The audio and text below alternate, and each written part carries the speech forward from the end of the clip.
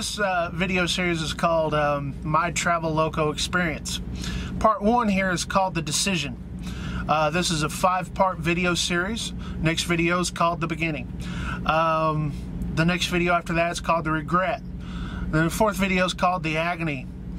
The next video, the last video, is called The Leaving. And I'm just going to kind of take you down memory lane, for me at least. And the reason why I came here, the reason why I feel like it's, I have to leave. Hearing about Little Guy's Truck, I was at Bellaflor. Times were great at Bellaflor, both financially. I was happy over there. Social media wise, things were going really good. A lot of people were talking. Remember, this was after 73 Lounge was announced. And everything was looking really good. We drew a lot of money for Trucker's Final Mile. I had the pink beard. Family life was happy. My job, I loved my job there. And things couldn't have been any better, you know, at that time. And I made a video when I left Bellaflor, how much I love Bellaflor and I regret leaving.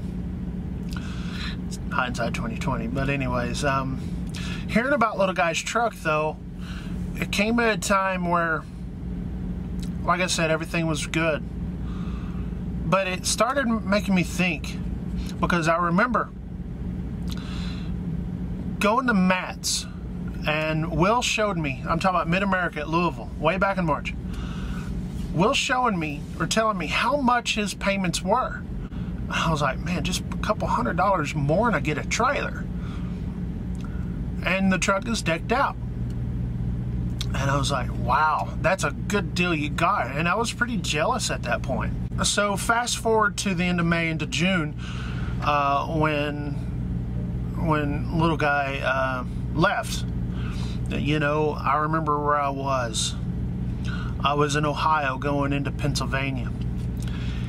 Actually, I think I was just south. I was in between Columbus and Canton when I got the phone call that Matt was leaving. Will was bummed and kind of was taken back by it. And I was like, I didn't know what to think either. I thought that was kind of naive and dumb. That's when Will told me about the recruiting policies and stuff, and I was like, whoa, he's turning down that. He's turning down that. He's turning down sponsors and everything. And I was like, man, I thought Matt was losing his mind at this moment. You know, it was crazy, and it got me thinking. It's like, there's a truck in Florida that needs to be moved.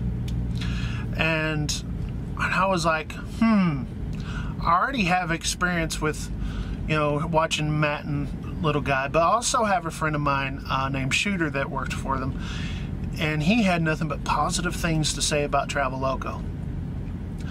And it got me thinking. Days went by, and I was thinking a little bit more about it, and I remember asking Will about pay and stuff like that, and he was telling me all sorts of stuff and about how it worked, and I was like, man, this seems really easy to work for, or these people sound really easy to work for, really easy to make money. Money just seemed great, and he showed me some screenshots, and I was like, whoa, I'll take some of that. On one of his screenshots, he was talking about, you know, there was a loan and everything, and I was like, what's this about a loan? And he said, oh, Eddie helped me out with some, when I was struggling, and so I'm paying him back. I'm like, okay. You know, I thought, oh, that's pretty cool that, you know, kind of bail you out a little bit, maybe getting in a hard spot there. And I was like,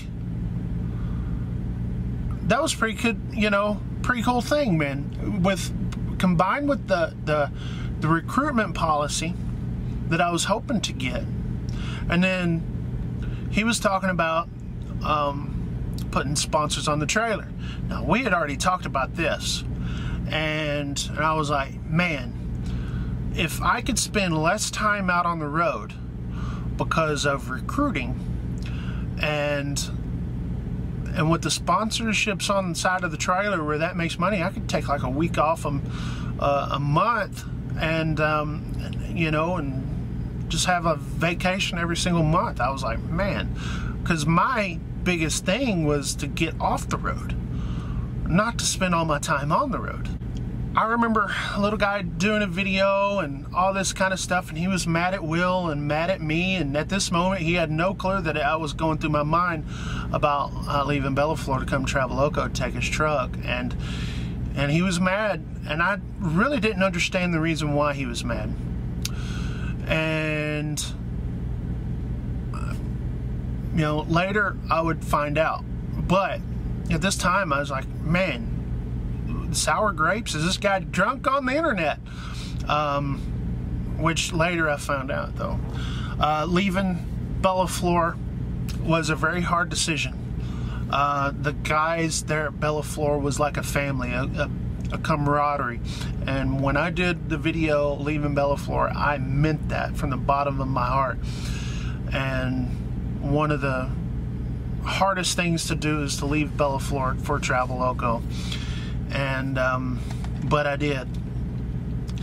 And you know, trucking exec was very supportive, and he thought maybe I was making too abrupt of a decision. Maybe I should think about it a little bit, and maybe wait for the ELDs to come into play.